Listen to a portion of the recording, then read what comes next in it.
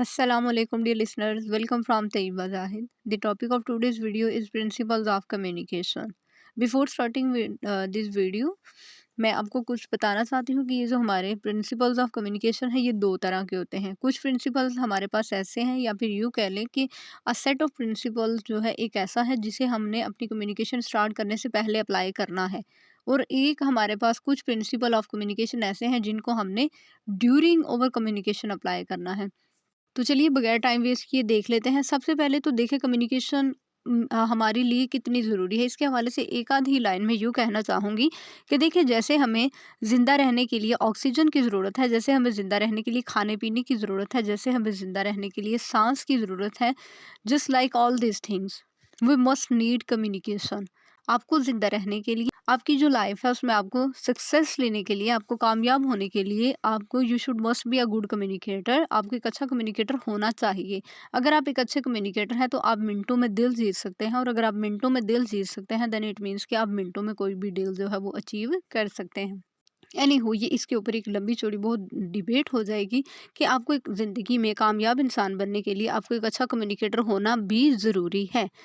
That's why अगर आप अब अच्छा कम्युनिकेटर बनना चाहते हैं तो आपको चाहिए कि आप जो कम्युनिकेशन के डिफरेंट प्रिंसिपल्स होते हैं उनको फॉलो करें। तो देखिए प्रिंसिपल दो तरह के हैं। कुछ प्रिंसिपल्स का एक सेट ऐसा है जिसे आपने before starting your communication apply करना है। तो सबसे पहले ये जो 5 कुछ हमारे पास कम्युनिकेशन के प्रिंसिपल्स हैं जिन्हें हमने कम्युनिकेशन से पहले सेट करना है, हम उनको देख लेते हैं।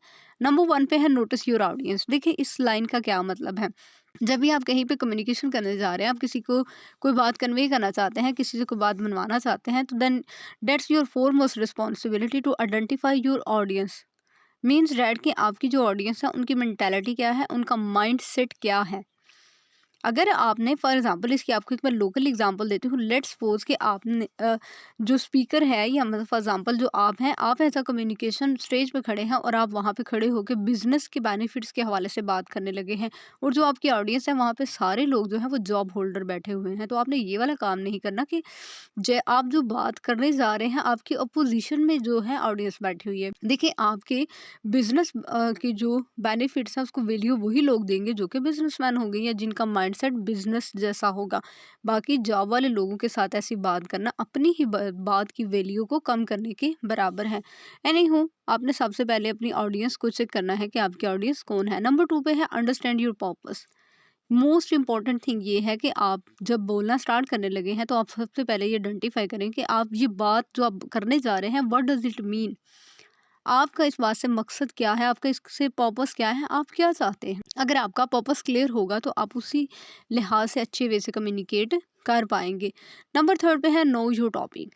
whenever you are going to talk about something then you have to must be clear about your topic। आपको अपने टॉपिक के हवाले से 100% क्लैरिटी होनी चाहिए। आपका टॉपिक आपको अजबर होना चाहिए। मीन्स डैट कि आपको प्लेंटी ऑफ इंफॉर्मेशन होनी चाहिए अपने टॉपिक से रिलेटेड।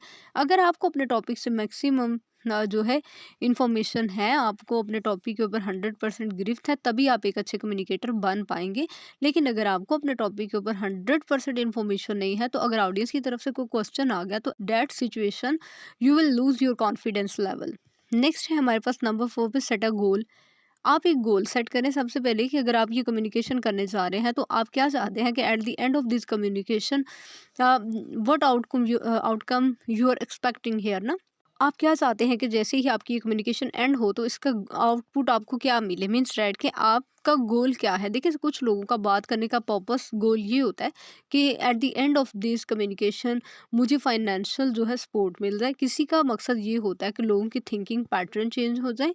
किसी का मकसद होता है कि ये लोग वॉइस रेज करें। तो आप अपना एक गोल सेट करें कि आपने लोगों से करवाना क्या है, आप उनसे क्या एक्सपेक्ट कर रहे हैं। नंबर 5 पे है बी क्लियर एंड ऑर्गेनाइज। देखें ये सबसे लास्ट वाला ये आपका जो पॉइंट है कि आप जो जो कुछ कहना चाहते हैं आप अपनी ऑडियंस भी चूज कर चुके हैं। आपको ईच एंड एवरीथिंग जो है क्लियर है। अब आपको बस क्या करना है कि हर बात आपने एक ऑर्गेनाइज्ड वे से सीक्वेंस के साथ कन्वे करनी है। अगर आपकी बातों में, आपके कहे हुए पॉइंट्स में सीक्वेंस नहीं होगा तो आपकी ऑडियंस बोर हो जाएगी और लोग आपकी बात के अंदर कनेक्शन क्रिएट नहीं कर पाएंगे। एनी हो, ये तो थे कुछ प्रिंसिपल जिनको आपने बिफोर कम्युनिकेशन फॉलो करना था या फिर चूज करना था। अब हम बात कर लेते हैं 7 Cs ऑफ कम्युनिकेशन। देखिए 7 सीएस से मुराद ये है कि यहाँ पे जब आप कम्युनिकेशन कर रहे होते हैं, ड्यूरिंग योर कम्युनिकेशन आप 7 तरह के जो प्रिंसिपल ऑफ कम्युनिकेशन है उनको फॉलो करते हैं, और ये सातों के सातों प्लस पॉइंट ये है सी से स्टार्ट हो रहे हैं, आपको याद करने में कोई डिफ़िकल्टी नहीं होगी। तो चले वन बाय वन देख लेते हैं। नंबर 1 पे है क्लैरिटी। देखिए क्लैरिटी सबसे मोस्ट इम्पॉर्टेंट पॉइंट है आपकी कम्युनिकेशन का। किस तरह से? देखिए जब भी आप जो भी बात कर रहे हैं, पहले आप अपना होमवर्क करें। अपना होमवर्क करने से मुराद ये है कि आपको अपना जो भी टॉपिक है उसके बारे में हर जो कॉन्सेप्ट है, हर जो पॉइंट है वो 100% क्लियर होना चाहिए। जो भी बात आप अपने मुंह से निकाल रहे हैं ड्यूरिंग कम्युनिकेशन, आपको अपनी ज़ात के ऊपर ये 100% श्योरिटी होनी चाहिए कि what I am saying is correct, कि जो कुछ मैं कह रहा हूँ ये वाकई ही ठीक है। ठीक है, तो ये है क्लैरिटी, इतनी इंपॉर्टेंट है आपकी कम्युनिकेशन में। नंबर 2 पे है कंसाइजनेस। देखिए कंसाइजनेस क्या है? कंसाइजनेस में आपने ब्रीफनेस का एलिमेंट लेके आना है। मतलब ये कि जब भी आप कम्युनिकेशन कर रहे हो, you should be brief about your discussions, don't beat about the bush. आपने इधर उधर की नहीं हाँकनी जब आप बात कर रहे हैं। आप एज अ कम्युनिकेटर स्टेज पे खड़े हैं in front of your audience, आपको क्या करना है कि आपको अपने टॉपिक के साथ रिलेवेंट रहना है। आपने ब्रीफ वे से बातों को कंक्लूड करना है। आप इधर उधर की बातें अगर इनकेस करना भी चाहते हैं, then you must have to create a connection among all your concepts. तो आपने ब्रीफ वे से बात को ख़त्म करना है ताकि लोगों को टू दी पॉइंट ब्रीफली समझ आ जाए कि actually what you want to say. Number 3 है हमारे पास करेक्टनेस। करेक्टनेस से मुराद क्या है? कि हमेशा सच्ची बात कहें। जैसे कहते हैं ना, सच्चा बंदा खरा बंदा। तो जब भी आपने जो भी बात करनी है, आपने सच्ची और खरी बात करनी है। अगर आप सच्ची बात करेंगे तो लोग, आप ऑडियंस जो है वो आपके साथ एक ट्रस्ट का जो लेवल है वो बिल्ट अप कर लेगी। लेकिन अगर एक दफ़ा भी आपकी कोई बात जो है डाउटेड निकल आई, झूठी निकल आई, देन आपकी जो ऑडियंस है वो जो ट्रस्ट का एक स्फीयर क्रिएट हुआ था उसे लूज़ कर दे। तो दोबारा से नए सिरे से ट्रस्ट बिल्ड करना it's impossible and sometimes it's very difficult. तो आपको क्या करना है कि आपने जो भी बात करनी है, आपने सच्ची और सीधी बात करनी है। यहाँ पे मेंशन किया गया है accuracy of thoughts, figures and words. देखिए आपने अपनी जो आपका जब भी आप कम्युनिकेट कर रहे हैं ड्यूरिंग कम्युनिकेशन, आपने ये नहीं कहना कि मे बी। देखिए अगर आप क्राइम रेशियो के हवाले से बात कर रहे हैं तो आपने ये नहीं कहना कि may be 50%। Do your homework ना। आप सबसे पहले अपना होमवर्क करें, आप पहले सर्च करें, पहले आप फाइंड आउट करें कि क्या वाकई ही क्राइम रेशो 50% है या फिर 51% है।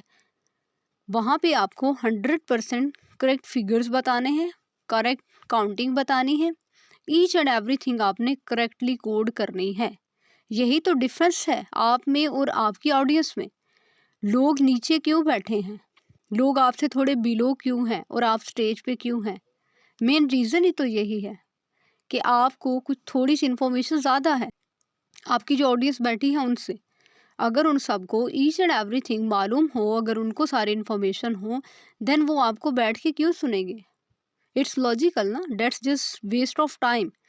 तो अगर आप नीचे बैठे हैं, आप एज अ ऑडियंस है और कोई स्टेज पे है, ठीक है, कोई स्टेज पे है तो आप उसको तभी स्टेज वाले को सुनेंगे जबकि आपको ये पता होगा कि जो बंदा स्टेज पे है या थोड़ा टॉप पे बैठा है उसमें इंफॉर्मेशन हमारे से थोड़ी सी ज़्यादा है।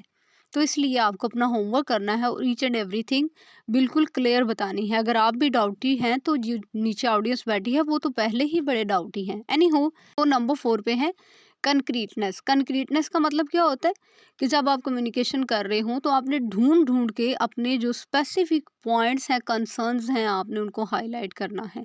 यहाँ पे एक वर्ड यूज़ किया है, शुड बी वेरी स्पेसिफिक।